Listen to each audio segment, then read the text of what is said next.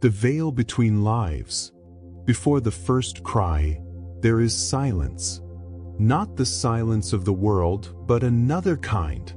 A thick, ancient silence, smelling of stardust.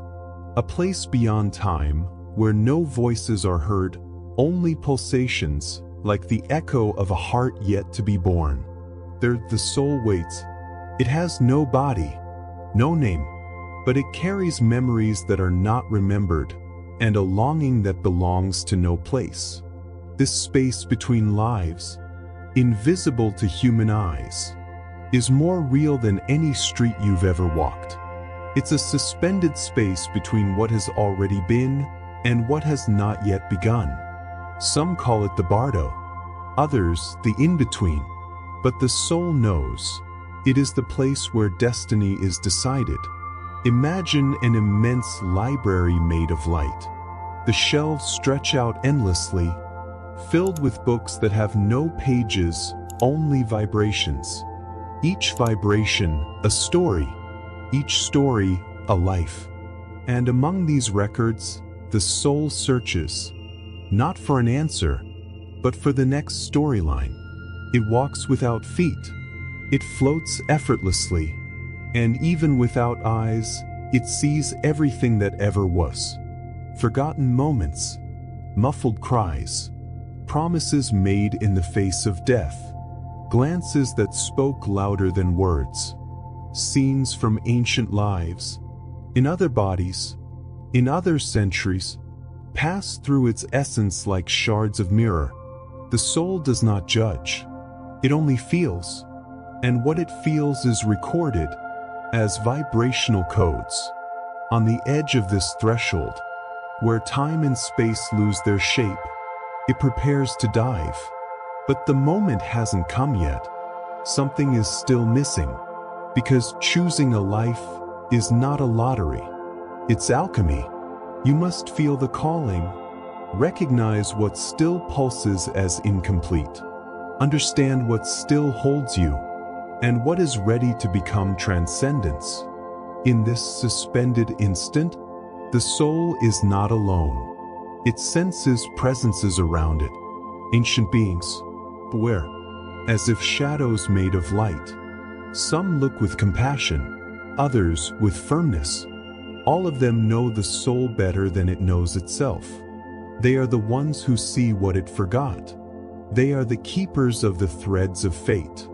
And in this nameless space, where nothing is solid and everything is felt, the next life begins to be stitched together. But before the stitching comes the council, and it is there, in that chamber of cosmic silence, that the decisions begin to be shaped. But what exactly happens in this place without a name? The Council of Luminous Shadows. The soul stands before them. There is no throne, no hierarchy, only presence. They are many and none, forms that shift depending on how the soul perceives them. Sometimes they appear as elders, sometimes pure energy. Some resemble old friends. Others evoke a reverence so deep it paralyzes. This is the council, as ancient as time itself. They do not judge. They reflect. The soul knows them, not with the mind, but with the deepest memory of being, the one that lives between the lines of eternity. Here, everything that once was rises to the surface. An entire life reappears in seconds, as if being relived from the inside out. The soul revisits its depths. The child who felt too much. The fear hidden behind a smile. The choice that seemed small, but became destiny. That word left unspoken. That love left behind. The images are not merely seen. They are felt, as if the spiritual heart beats once more, in every forgotten moment. And then, the council shows more. They show the others, the ones who were touched by the soul, the pain it caused without realizing, the healing it offered without knowing, the invisible threads that wove themselves all around it. Everything is interconnected. Nothing we do ends with us. It is in this moment that the soul understands. It's not just about her. Every life is a thread in a vast tapestry. And when one thread is left loose, the entire weave feels it. The counselors do not force. They simply point to the unresolved, the open wounds, the unlearned lessons, the cycles still asking to be closed. Sometimes the soul is moved, other times it resists. But why return? It whispers. To return means to forget, to suffer, to make mistakes again. It means to embody a fragile, limited form, to deal with the chaos of the mind, with loneliness, with doubt. It hesitates because now it feels peace. Here, between lives, everything is clear. There is no hunger, no loss. The light is constant. But this is when the council falls silent, and the soul realizes peace is not an end. It is a beginning. For even the most beautiful gardens of the soul become barren if they do not bloom in the world. The mission is not only personal evolution, it is contribution. To return is an act of service and of courage, but free will remains untouched. The soul can refuse. It can choose to wait. It can even hide in the mists between worlds for eons. But there is one thing the council never forces: the final decision. And if the soul chooses not to return, the invisible weight of unfinished choices. The soul hesitates. It floats between yes and no, between the desire to stay and the call to return. It remembers the pain, the abandonment, the premature death, the tears no one ever wiped away, the words that cut deeper than blades, the loneliness that stung like the cold of a sunless planet. And even so, something inside still pulses, an invisible thread, an unexplainable longing, not for the pain, but for the chance to overcome it. Because every choice we leave unfinished keeps waiting for us. In the vibrational field where souls move, time doesn't flow as we know it. But there are cycles, echoes, repetitions. The soul carries what it didn't complete, not as punishment, but as magnetism.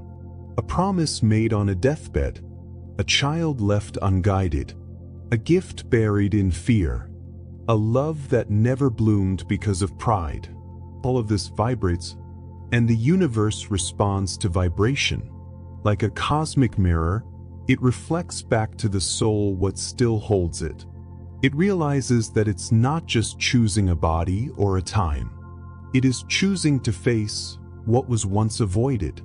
The council reveals paths, possibilities of future lives, not like a menu of fates, but like a mirror of patterns still needing balance. You need to return to learn how to trust, to give the love you once denied, to release the control that suffocated you, to stop repeating the fear you once chose as armor. The soul weeps. Yes, souls cry too, but not with eyes, with light. Tears that illuminate the records of the past and wash away the choices never made. And even so, even feeling it all, the soul may resist. It may want to delay, wait for a better moment, hide among other missions, pretend it's already complete. But the universe does not forget. The vibration keeps calling, and what is avoided returns. In other bodies, other faces, other settings. Because the soul's purpose is not comfort, it is expansion. And there is no expansion without facing the shadow. But what if it tries to run from what it needs to live? The colors of experience, how the soul chooses the body, the place, and the time. The decision has been made, not out of impulse, but through vibration. Now, the soul begins to paint its next life, not with brushes, but with intentions, not on a canvas, but across time. It's hard to imagine with the human mind, but the choice of body, geography, historical time is not random. It is spiritual art. The soul connects to what it needs, to the energy that resonates with its mission, to the fertile soil where certain seeds can grow, even among thorns. It doesn't say, I want to be rich, or I want to be beautiful. That's, in what body will my soul be able to heal? In which womb will my frequency find the challenge it needs to evolve? And so, it feels the vibration of the woman who will be its mother. It touches the emotional field of a father who may be absent. It senses the flavor of the language it will speak, even before having a mouth. It observes the winds of the place it will be born, the temperature, the shadows of the culture, the limitations it will face, the strengths it will have to earn. Everything is carefully attuned. It's not a rational choice. It's a choice of resonance. Does the soul need pain to learn compassion? Then it will come where abandonment is possible. Does it need to discover the value of truth? It may incarnate where lies are a common currency. Does it need to learn to see beyond the body? Then it may come in a body that society rejects. There is no punishment in this. There is vibrational precision, as if the universe were an immense keyboard, and each life a musical note. The soul seeks the right note to complete its melody, and then comes time. Some souls choose to be born in turbulent eras, revolutions, paradigm shifts. They come as sparks in the heart of darkness. Others choose times of silence, introspection, stillness, like seeds waiting for spring. And there are those who return together, groups of souls vibrating like constellations, spiritual families who meet again, life after life, in different roles: mother, friend, rival, lover. Everything interweaves in a vast existential mosaic. But before the plunge, before inhabiting the new body, the soul must agree to one thing, something that frightens even the oldest travelers of time and space. It's not pain, it's not death, it's forgetting. And it is in that moment that the sacred contract is presented. The contract of forgetting. Before crossing the threshold into physical existence, the soul must sign an agreement. A silent pact, sealed not with ink, but with light. They call it the contract of forgetting. It is the most mysterious act, and at the same time, the most necessary. Because without forgetting, there is no game. Without the veil, there is no true experience. The soul knows this, and even so, it trembles. It will be cast into a fragile body, where crying will be its first language. It will spend years without remembering who it is. It will believe it is the name it's been given, that it is the story it's been told, that it is the wound it's been left with. But it is not. It will be raised to compete, to follow rules, to fit in. It will be shaped by beliefs that are not its own. And maybe it will take decades to even suspect there's something more. To forget is to die a little. It is to temporarily lose the map of one's own essence. It is to get lost, yes, but for a sacred reason, to find oneself again, by choice. Because true awakening is only possible when a part of the soul chooses to remember without proof. But forgetting is not punishment. It is compassion. Imagine if at birth you knew all the traumas you would face, all the mistakes you'd repeat, everyone who would abandon you, the deaths, the losses, the illnesses. How would you live knowing it all? The contract is an embrace from existence, a gesture of spiritual mercy. But it doesn't erase everything.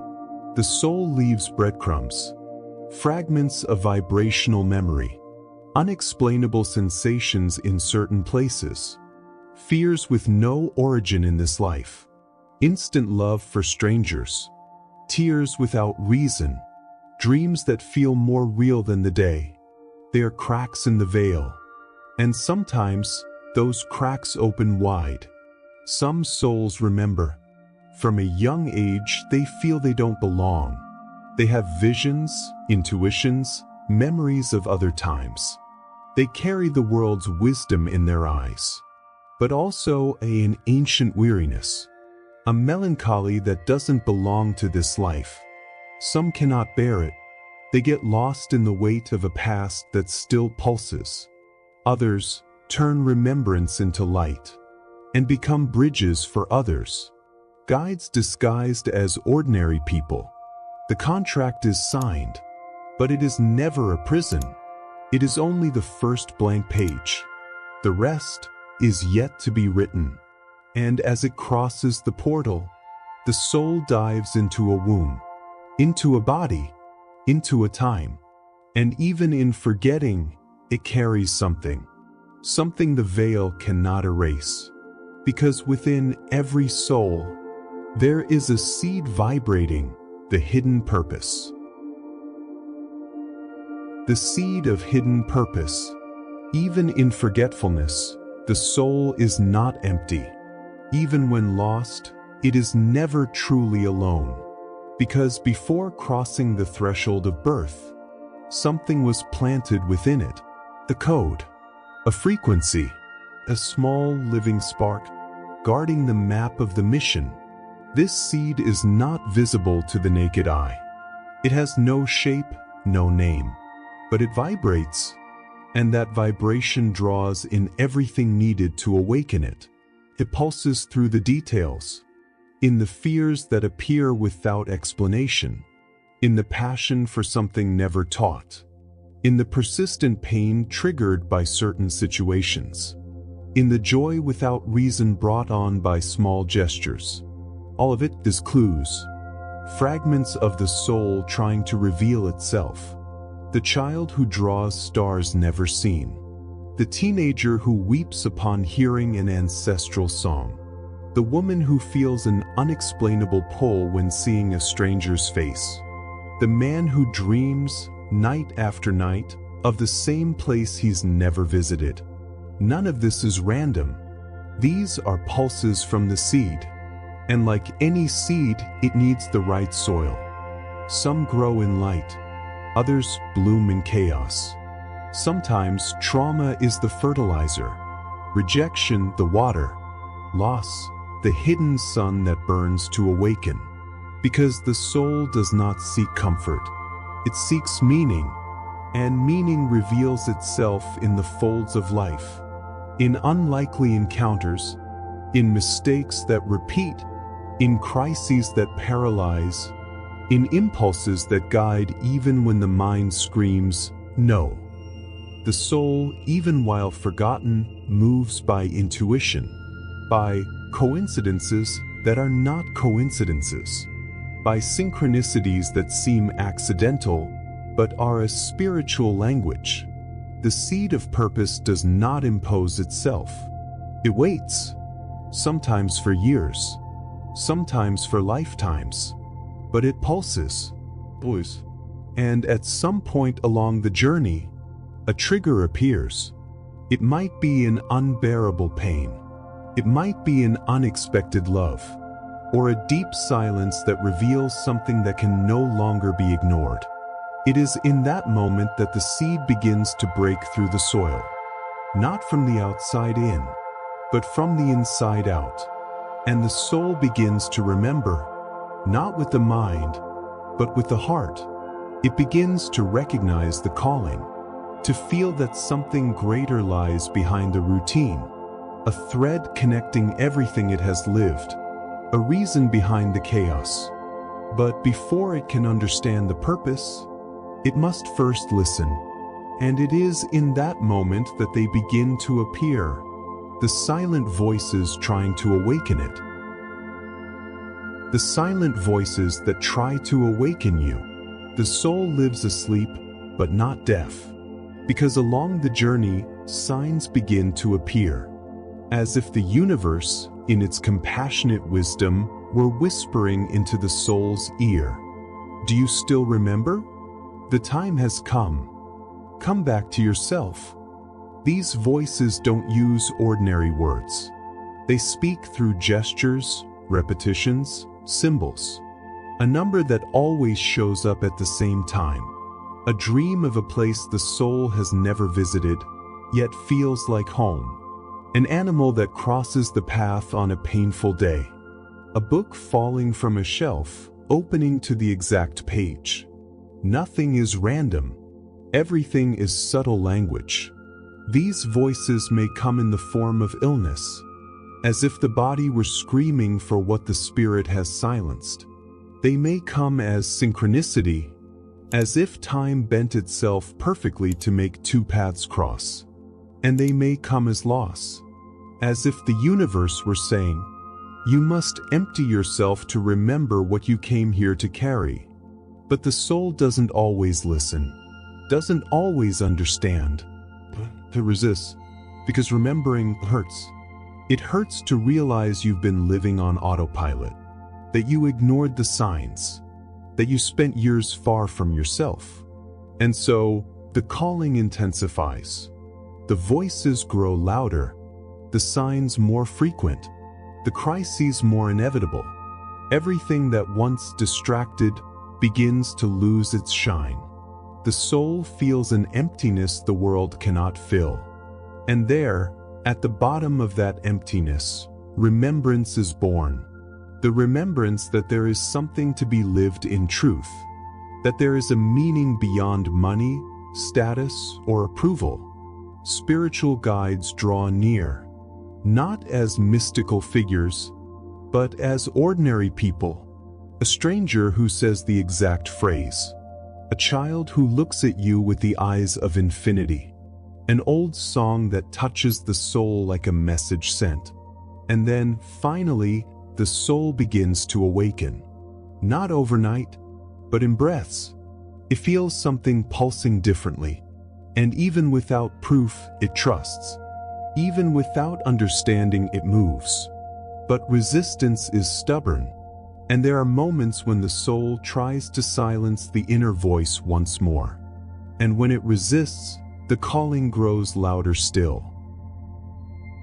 Trials as portals of reprogramming. The soul begins to remember. But remembering is not light. When the soul awakens, the world seems to collapse. Nothing fits anymore. Relationships shift in tone. Work feels like a prison. The body falls ill without an apparent cause. Time seems to both speed up and freeze. This is not punishment. It is a reset, like an old house that must be empty to welcome a new home. The soul, too, must be shaken. These shakes arrive in the form of trials. A loss, a betrayal, a financial collapse, an illness, an isolation. The mind calls it chaos, but the soul recognizes it, its realignment, because it is only when everything goes dark that the inner light becomes visible. Every trial is a mirror, an invitation to face what has been avoided for lifetimes. The soul that always needed control is forced to let go.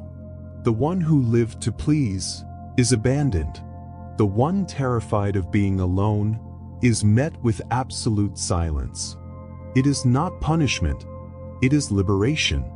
The soul carries ancestral codes, programs inherited from trauma, family patterns, collective fears. And to update these codes, something must collapse. It's like reprogramming a cracked crystal. First, it must be shattered completely.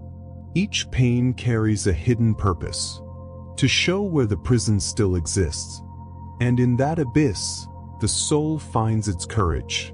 Because there is nothing more freeing than losing everything and still realizing you exist. The soul then begins to let go, letting go of old names, letting go of roles, letting go of versions. And in that release, something shifts. It begins to act differently, to speak with more truth, to breathe with more presence, to connect with the unseen with more trust. The suffering doesn't vanish, but it transforms. It stops being a weight and becomes a portal to a new frequency, a new level of consciousness, a new way of living. And in this new way, the soul begins to rediscover someone who's been waiting all along, not in another life, but in this one. Because when two souls recognize each other, destiny changes direction. When two souls meet at the crossroads of destiny, the soul is no longer the same. It has walked through its own labyrinths. It has listened to the whispers, touched the shadows, relearned how to see itself. And then it meets the other. It's not always romantic love. Sometimes it's a child born with the same eyes from an ancient life, a stranger who speaks the one sentence that was missing, an enemy who triggers the wound so it can finally be healed. These are vibrational encounters, souls who have walked together through many lives. The bodies change, the names change, but the frequency remains. You feel it in that hug that feels like home, in that conversation that goes too deep, too fast, in that strange feeling of, I know you from somewhere. Even if it's the first time you've met, these reunions are not mere coincidences. They are key points in the soul's plan, moments that were mapped out before birth, energetic crossroads where destiny shifts direction. Sometimes, these souls come as mirrors. They reflect what the soul needs to see, awaken what has been asleep, stir what has been buried. Other times, they come as harbors. They offer shelter, silence, strength, but none of them come to complete you. They come to remind you that the path is not solitary, that there are alliances beyond time, that there are pacts that don't die with the body, pacts made on invisible planes, promises sealed with pure intention, soul agreements to help, to teach, to protect, to free. And there are those reunions that come as healing. Souls who once caused pain in past lives now meet again to turn suffering into wisdom. Yes, it's possible that your greatest relationship challenge is with your closest soul, because the soul does not seek comfort. It seeks liberation. These deep connections are compasses. They point toward what must be integrated. They reveal hidden paths. They activate forgotten memories. And when these souls cross paths, the inner world trembles. Time slows. The gaze deepens. The heart recognizes before the mind does. And something inside whispers, you are exactly where you're meant to be. But even these encounters have a time. Some last minutes, others decades. Because the purpose isn't permanence, it's vibrational impact. And when the lesson is complete, sometimes they leave, not out of abandonment, but because the mission is complete. The soul moves on, lighter, more whole, more awake. And when the mission is fulfilled, the soul finally returns home. The return home, when the mission is complete. The body, at last, comes to stillness. The eyes close for the final time. The heart slows until it becomes silence. But for the soul, this is not the end. It is the return. It gently detaches, like mist lifting from the earth at dawn. Without pain, without haste, with the lightness of one who has lived what needed to be lived. The crossing begins. A subtle passage, like a corridor of light pulsing between worlds. It recognizes this path. It's been here before, but now it is different. It returns greater. It carries scars, yes, but they are luminous scars, marks of the battles it won within, records of the times it chose forgiveness, of when it said yes to its own truth, of when it fell and rose again. On the other side, presences draw near, guides, soul companions, beings of light. They do not judge. They celebrate. Every gesture, every choice, every sacrifice was a step in the great spiral of consciousness. And then it reviews. It watches its life as if watching a film, but not through the eyes of ego, through the eyes of an awakened soul. It sees the impact it made, the words that healed, the silences that spoke louder than screams, the love it gave even when it wasn't received. It also sees the stumbles, the fears that paralyzed, the patterns that hurt. But there is no guilt. The soul understands that even the mistakes were teachers. Everything was necessary. Everything was a step. The mission was fulfilled. It doesn't matter if it was grand in the eyes of the world. What matters is whether it was true in the eyes of the soul. And now it chooses to rest, or to continue, to reincarnate, or to serve as a guide. Because evolution does not end with death. It only changes form. The soul dissolves for a moment into the whole. It feels itself part of something greater, nameless, limitless, fearless. And in that sacred merging, it understands. Nothing was in vain. Every tear, every embrace, every silence was part of a plan it wrote itself. And that plan is not over, because a new journey awaits, a new body, a new time, a new chance to love, to grow, to remember. But now, with more light. You may not remember, but it was you who wrote this script. Every meeting, every tear, every silence. Nothing is outside the soul's plan. And now that you know, how will you live the rest of your story?